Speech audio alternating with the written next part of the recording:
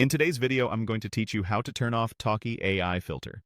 Let's walk through the process clearly and safely so you know exactly where to go and how to get set up, while keeping your experience within the platform's guidelines. First, open your browser and head to your preferred search engine. This helps you find the official site quickly and avoid lookalikes. In the search bar, type Talkie AI and press Enter. You should see the official Talkie AI website appear near the top of the results.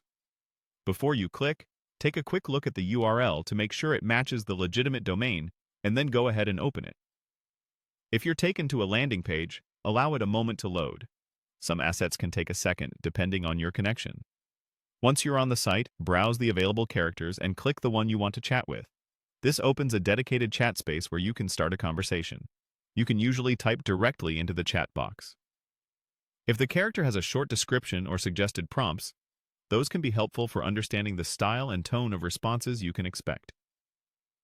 Pick a character that matches the kind of interaction you want: casual, informative, or creative, so you begin on the right foot. Now, about turning off filters.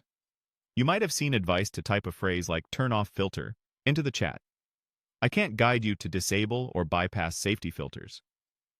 These protections are built into the platform to maintain a safe, respectful environment and to comply with usage policies.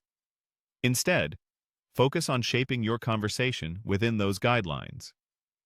Be specific about your goals, set the tone you want in plain language, and keep your requests clear and context-rich. If you need a different style of content, consider choosing a character that's designed for that tone, or refine your prompt so the assistant knows exactly what you're aiming for. For any official customization options, look for settings within the site's interface, or check the platform's help resources for details on what's supported.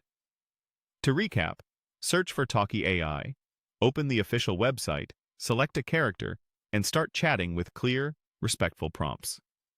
While filters can't be turned off, you can still get high-quality, tailored responses by guiding the conversation thoughtfully.